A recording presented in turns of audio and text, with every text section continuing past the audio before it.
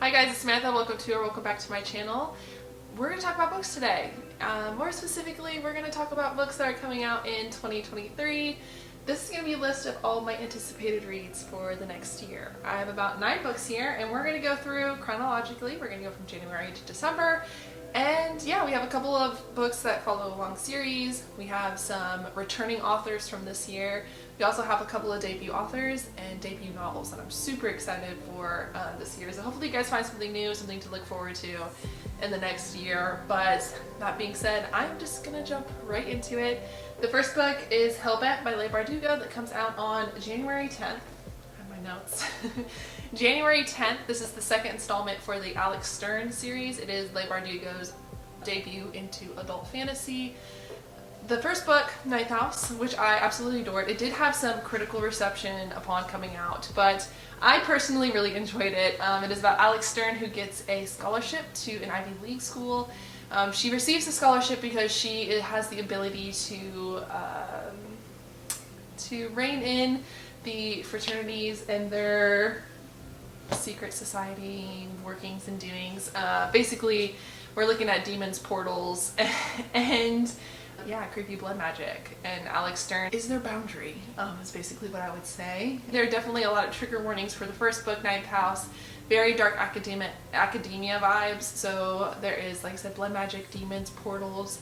Yes, we have some sexual abuse, some physical abuse, some drug abuse, alcohol abuse, all of those things that all kind of coincide together when it comes to high-class Ivy League dark academia books. But yeah, this is definitely one that I very much enjoyed, so I'm looking forward to the second in the series. The next book is going to be along the same lines of an installment in a series. It's Chain of Thorns by Cassandra Clare, and this comes out January 31st. So we're already starting off the year strong with 2 books. Chain of Thorns is the 3rd installment to another one of Cassandra Clare's very well-known series. This one is for The Last Hours. This is an Edwardian London Shadowhunter series. That's as much as I can really say about it. It's very exciting. We left off with a cliffhanger on the second book, so I'm excited to finish it. This is supposed to be like a 700-page book, so we're really getting into the chunkies. Cassandra Clare is not holding back on the page count, that is for sure, which I don't mind necessarily.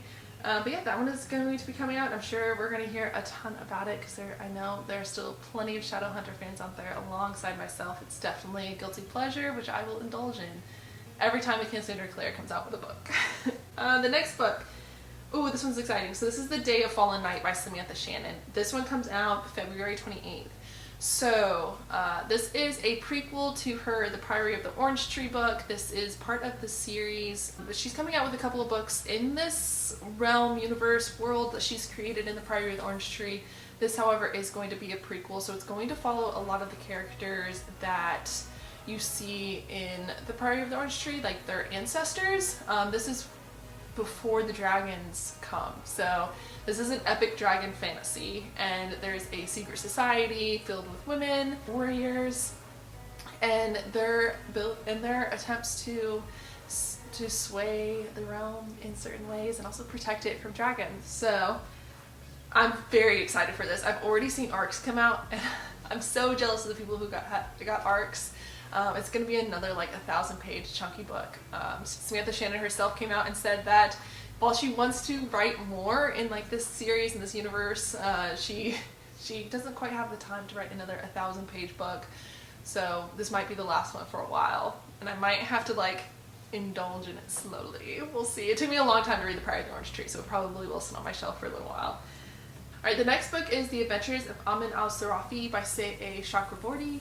I don't think I said her last name right. That's my bad. But this one comes out on March 7th. I'm super excited for this one because I love her writing. I love their writing. This is another book in the David Bond series. It follows specifically one character. And let me tell you, if you're new to this channel, one of my favorite tropes is pirates, sea adventures, females, warriors kicking ass, and fantasy. And basically, she just went in and just hit every single mark. So like I said, this is about Amani alsarafi. This is a new series. Basically, the synopsis for this states it'll be about pirates, sorcerers, forbidden artifacts, and ancient mysteries. So sign me up. I'm all for it. I already know that I love this author's writing. I already know that I love the David Watt universe, and this character was already somebody that I was interested in. So we're really just going to dive right back into this, and I am incredibly excited. I think this is going to be a new favorite for sure. The next book, so we really have like a lot of authors that I personally have enjoyed the books already for, but this is a debut. This is Some Desperate Glory by Emily Tesh. It comes out on April 11th. From what I heard, there was a bidding war between publishers for this book, so I have high hopes for it. This is about a woman who trains all her life to avenge the murder of Earth. This is a queer space opera about the wreckage of war. So from my understanding, there is an AI that destroyed Earth, and the main character is a part of a group who trains to destroy the AI in order to avenge the planet Earth. And that just sounds really good to me. I also love the cover. I love this style of cover. So this is very trendy right now, where there's just like one female in the middle of like a scenic view. I'm a fan of this trend. It really does a good job. I like it. It portrays the books well. It makes me want to read them. So A+ for the publishers for that one.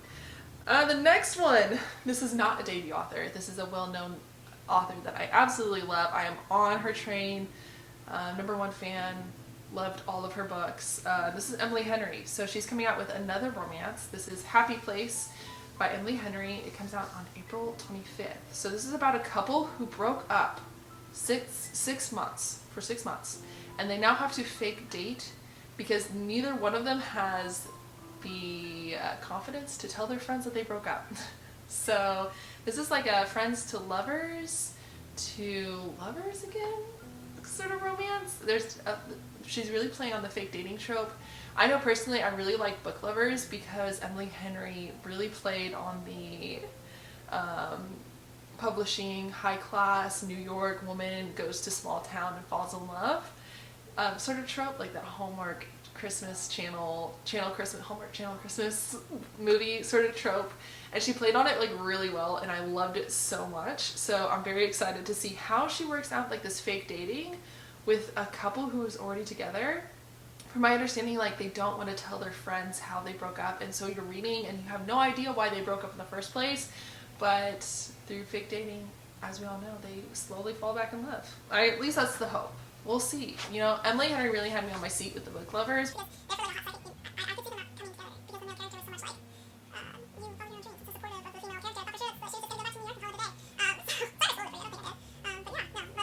The next one is a completely new concept. So this is the first book in what's supposed to be a series. It's called Bonesmith by Nick Pieto, and this is going to be released June 25th. And what got me was, if you guys haven't, like I said, if you guys are new to the channel, I read Gideon the Ninth, and I absolutely fell in love. I still need to pick up the 2 other books that are in the series and just binge read them because I loved Gideon the Ninth. And basically, the tagline for this book is Gideon the Ninth meets Game of Thrones.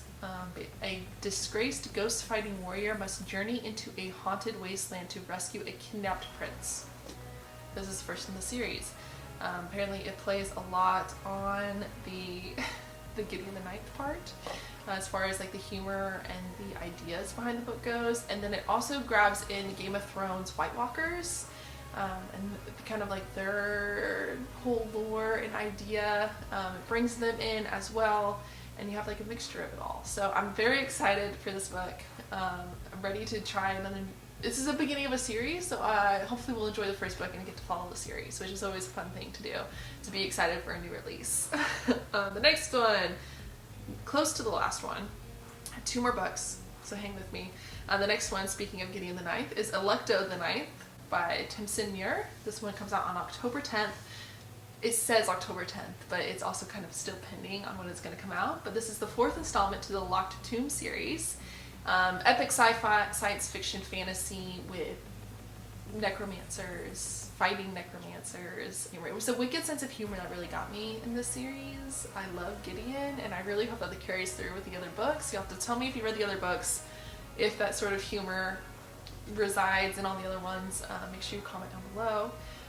And I do have a bonus. Like I said, there are going to be 9 books, but this one I just found this morning, as funny as that is.